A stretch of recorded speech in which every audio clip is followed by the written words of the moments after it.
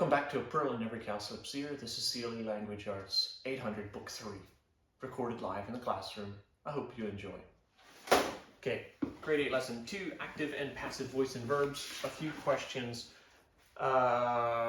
Should we join closely related independent clauses with a comma or a semicolon?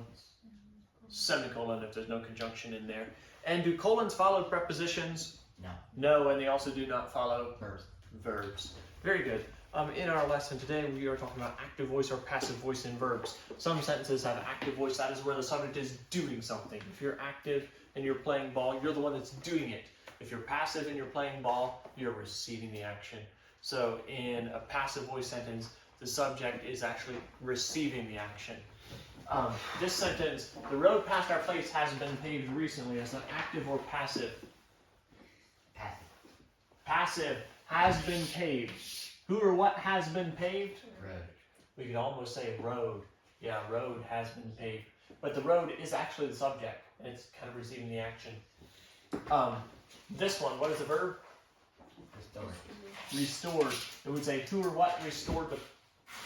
Who or what did the action of restoring? The lineman, the subject. And the lineman restored who or what? Power. Power, so we have a direct object. Now, to change an active voice sentence to passive voice, we basically take the direct object, make it the subject. And then often we'll take the subject and put it as a prepositional phrase out at the end of the sentence. So, for this, the road, we're going to take the subject, since this is passive, and we want to go to active, we'll take the subject and make it the direct object. So, we might have to supply a subject now. What could the subject be in a sentence? The road past our place has been paved recently. By the road company. By the road company, by workers. So let's just say workers, make it active, workers paved the road past our place recently. Our workers recently paved the road past our place.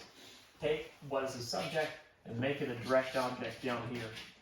And supply a subject, a new subject of workers, let's say. Workers paved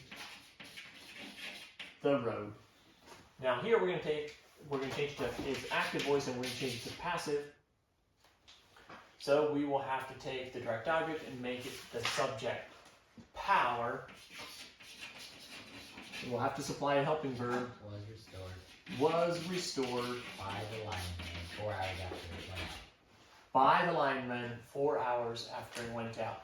Again, we could go 4 hours after the power went out. It was restored by the lineman. There'd be other ways of making the sentences work. Is this active or passive? The artifact was found by a construction crew. Passive. Passive, how can we make it active? A construction crew found the artifact. Great.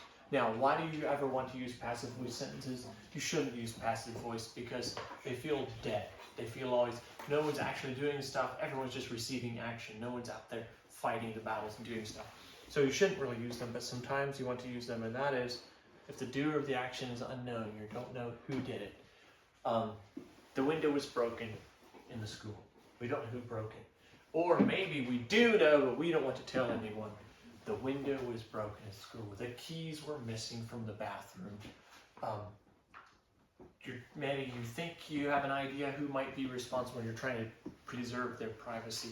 Or in reports of scientific experiments, oxygen was discovered on the moon. It's not so important who discovered oxygen, but it would be very important that oxygen was discovered. And so we don't really mention that. And we make it a passive voice. Questions? Okay, keep thinking about your local history thing.